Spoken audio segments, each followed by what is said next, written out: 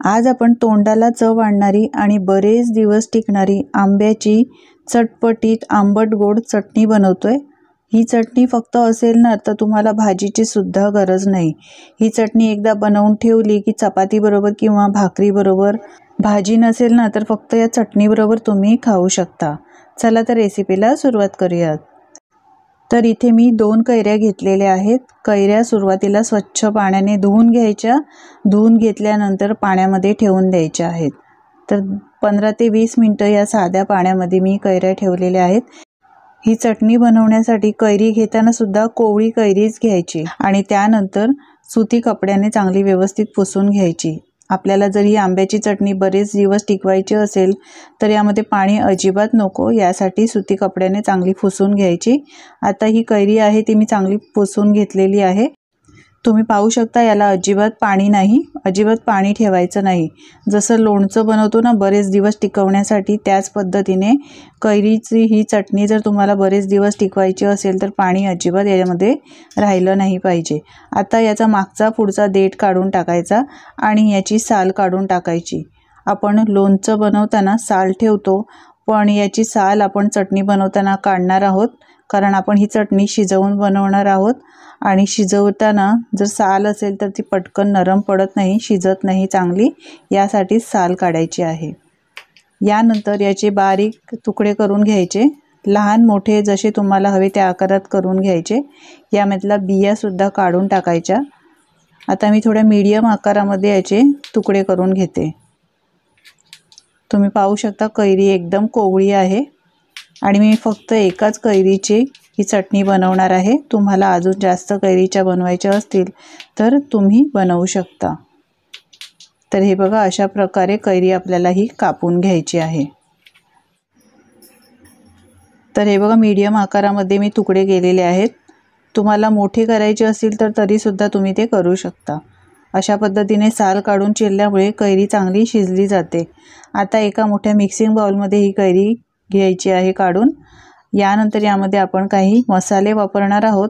तर सुरुवातीला आपण अर्धा चमचा हळद पावडर घालूया। मसाले तुम्ही तुमच्या आवडीप्रमाणे घालू शकता। तुम्हाला जास्त तिखट हवं असेल तर तुम्ही जास्त मसाल्यांचा वापर करू शकता। 1 चमचा तिखट मसाला घातलेला आहे। त्यानंतर 1 चमचा काश्मीरी मिरची पावडर आणि 1 चमचा भाजलेले धणे आणि जिऱ्याची पावडर घातलेली आहे। यानंतर चवीप्रमाणे मीठ घालायचं। आता यामध्ये 2 चमचे तेल घालायचं आहे। तेल तुम्ही कोणतंही वापरू शकता।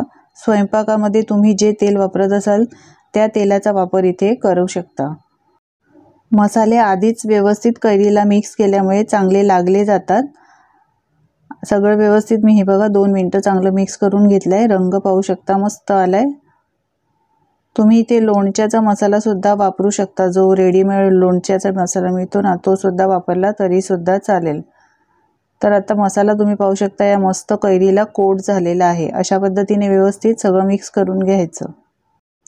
आता चटणी बनवायला घेऊया। यासाठी इथे कढई गरम करायला ठेवली आहे। 3 ते 4 चमचे तेल घालायचं। यानंतर 1 चमचा कलोंजी सीड्स आहेत हे घातलेले आहेत। कलोंजी सीड्स मार्केटमध्ये अवेलेबल आहे, कोणत्याही किराण्याच्या दुकानामध्ये मिळतात। 1 चमचा राई घातलेली आहे, मोहरी। यानंतर 1 चमचा पिवळी मोहरी घातली आहे। पिवळी मोहरीचा वापर नक्की करा, खायला ही चटणी अप्रतिम लागते। थोड्याशा मेथीदाणे घातलेले आहेत, मेथीदाण्याचा सुद्धा वापर करा। आता हे सगळे साहित्य तेलामध्ये चांगले भाजले पाहिजे, मस्त याचा सुगंध यायला पाहिजे। तर सगळे साहित्य चांगले भाजून झालेले आहेत। यानंतर हिंग पावडर घालायची आहे। आता ही फोडणी चांगली मिक्स करून घेऊया। मस्त खमंग सुगंध सुटेपर्यंत ही फोडणीतले साहित्य आहेत ते चांगले परतून घ्यायचे। यानंतर आपण कैरी घालायची आहे, जे मसाला कोट करून ठेवली होती। आता बाउलमध्ये, मिक्सिंग बाउलमध्ये थोडासा मसाला आहे तो सुद्धा मी यामध्येच घालते। यानंतर सगळं मिक्स करून घ्यायचं आहे। गॅसची फ्लेम स्लोच ठेवायची, फास्ट करायची नाही। मंडळी, तुम्हाला जर माझी रेसिपी आवडत असेल तर प्लीज एक लाईक करायला अजिबात विसरू नका। आता 1 वाटी मी इथे गुळाची पावडर घेतलेली आहे। तुमच्याकडे गूळ असेल तर ते किसून तुम्ही इथे त्याचा वापर करू शकता, किंवा गुळाऐवजी तुम्ही साखरेचा वापर सुद्धा करू शकता। गूळ घातल्यानंतर सगळं साहित्य पुन्हा एकदा मिक्स करायचं आहे। यामध्ये पाण्याचा वापर आपण अजिबात करणार नाही आहोत। गूळ घातल्यामुळे याला पाणी सुटले हे बघा। शिवाय कैरीमध्ये मॉइश्चर असतंच, कैरीचं मॉइश्चर आणि पाणी गुळाचं सुटलेलं आहे, त्यामुळे ही कैरी छान शिजली जाते।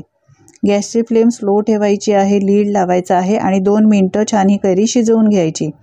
2 मिनिटांनंतर लीड काढायचा आहे आणि पुन्हा एकदा ही कैरी मिक्स करून घ्यायची।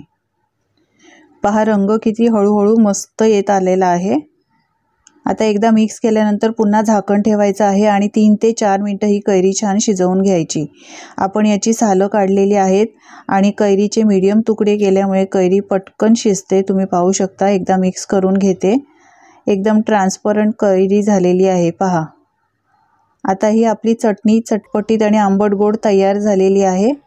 पूर्णपणे थंड करायची, त्यानंतर एखादा बरणीमध्ये एखाद्या डब्यामध्ये भरून ठेवून द्यायची। फ्रीजमध्ये ठेवू शकता तुम्ही। ही चटणी बाहेर ठेवायची असेल तर 15 ते 20 दिवस आरामात टिकते, अजिबात खराब होत नाही। फ्रीजमध्ये ठेवली तर 2 ते 3 महिने चांगली टिकते। खायला अप्रतिम लागते मंडळी, नक्की करून बघा या पद्धतीने। तर आजची ही रेसिपी तुम्हाला कशी वाटली कमेंट करून सांगायला अजिबात विसरू नका आणि बनवून तुम्ही ही चटणी बघितली तर तुमचे अनुभव माझ्यासोबत शेअर करायला सुद्धा अजिबात विसरू नका। तुम्ही कोणत्या देशातून कोणत्या शहरातून माझी ही रेसिपी पाहता हे सुद्धा सांगायला विसरू नका, म्हणजे मी तुमचे आभार मानू शकेन। तर चला तर ही चटणी एकदा नक्की बनवून बघा।